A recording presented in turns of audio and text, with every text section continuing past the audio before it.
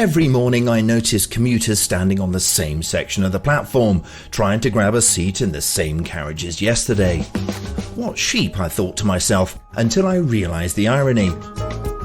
We humans like to think we're totally spontaneous, yet we take great comfort in routine and predictability. The fewer surprises, the better.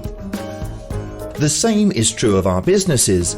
Unfortunately, they've all just woken up semi-naked, handcuffed to a lamppost with grass-stained knees and wearing lipstick.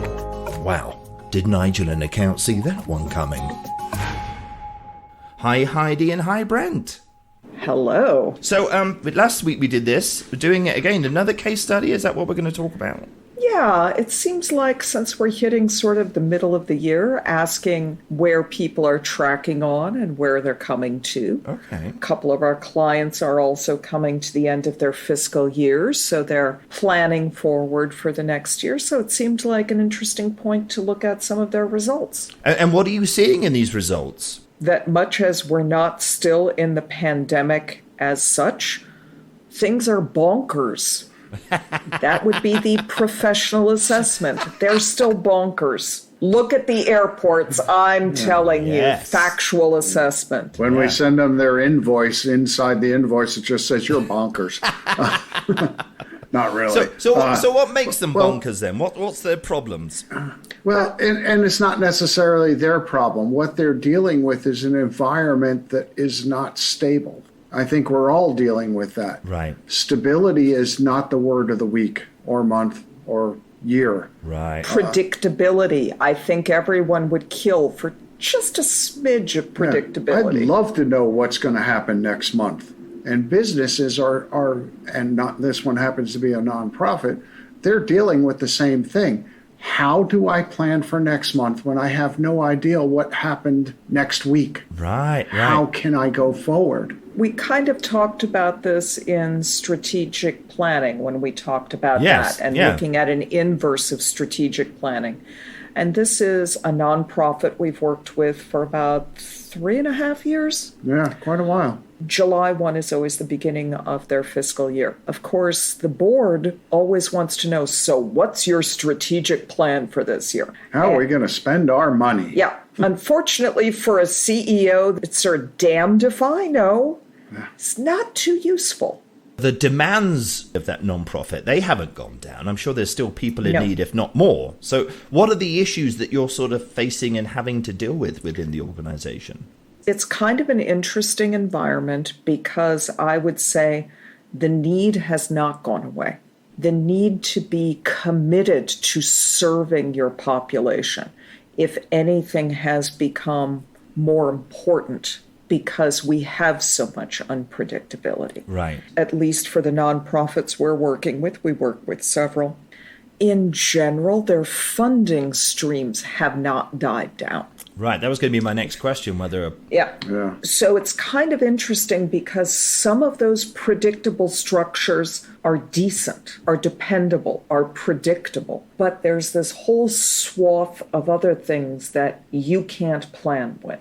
The demand for their services is still there. They've got the finances. So what's the bit that's causing the problem? In that scenario where there's an input and an output, in that scenario, there are things that fluctuate in the middle. Yeah. The cost of your goods or services that you give to the community. The availability and ability to perform those services is sometimes very kittywampus. Yeah. Can you plan that? Can you tell the board, well, it's going to cost us $150,000 to do X this year when inflation and all other goods have been going up, services, everything. The other part of that is, what if some of your staff leaves? What if somebody leaves the organization, or you no longer need someone, or you need someone new to support this entire endeavor? And that's kind of what we're working with. They're dealing with the inflationary issues of supporting their community.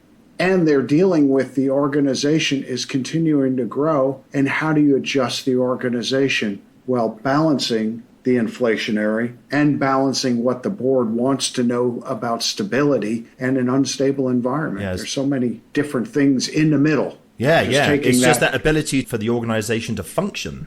Yeah. And interesting, many leaders of nonprofits also have day jobs. Yes. This isn't their only job. So that's impacting them also. And so we did this real inverse modeling with them. Usually your strategic plan is, in 4 years, we want to be here. We've kept that embedded as the idea of there's this city on the hill. Oz. Back to Oz. You're going to Oz. You've got Oz on the hill. That's what you're targeting. Right. And this organization does have its Oz that it's trying to get to. In standard strategic planning, you would break that out into chunks and how many miles is it down the road and what do we need to do to get there. And all of that is, I think, worthless blather at this point. Right, because too much can change. Yeah, it's a waste of your time. Yeah. What we've done is we've asked the CEO to look at what the biggest risks are in this year, which in his position, number one, it's the what are your obligations for the year? You also have a day job. How are you running this organization? What are the hurdles and the challenges you see there? Right. That has an initial analysis which basically assesses what's your capacity to do this. In the next level outward, we've asked him to look at the people in your organization who perform these operations. 3 of them are ripe to leave and will most likely in this year leave, which is a problem with an organization that has 10 people. Yeah. Yeah. One of them is just outlived their, I don't want to say usefulness because the human is still useful, but the position is no longer necessary because the organization has grown away from that. So Okay. one of them is just natural attrition based on mission. Right. The mission's changed, therefore that person's... The mission's changed. We don't necessarily need you. Another one is that they just aren't at the level they need to be to perform at the level this individual needs them to be at. Right. So there's some changing going on. But both of these individuals are pretty much looking at separating on their own. They are looking at my lifespan within this organization is over. I want new challenges. Right. So none of these are contentious exits. But if all 3 of them left in 1 month, it would be bad. Yeah. That's it. In this climate, again, like we were talking about, the uncertainty, one of those, of course, is finding those employees to fill those boots. Yep. Yeah. And that's where this becomes more of a risk mitigation version of planning. So we did the internal discussion of what are your limitations and needs. And we looked at the staffing. Does this staff fulfill those needs for you? Found that 3 of those people will be exiting. Yeah. And then it's a question of let's not refill those positions in a desperate mad scramble. Right. Let's not backfill those positions with like for like, because like for like does not get you to Oz. Yeah. And we're still looking at getting to Oz eventually. Do you put your long-term relationship with this organization down to the fact that you understand them really well? You can be more bold in your solutions in the execution of. Do you feel that, are they the benefits of being with a client for a long period of time, do you think? I think they reap the benefit as we do also. Yes. They reap the benefit of us understanding where they've been and being able to see their vision of Oz. We know you're going to Oz. Got it. We understand that. We get it, and we're going to help you get there. Yes. Whatever it takes. One of the challenges with a small organization, if you lose one individual, okay, maybe everybody else can take up the slack. You lose 2, it's a little harder to spread that work across who's left. You lose 3, and that's a gap in processes and things that will happen.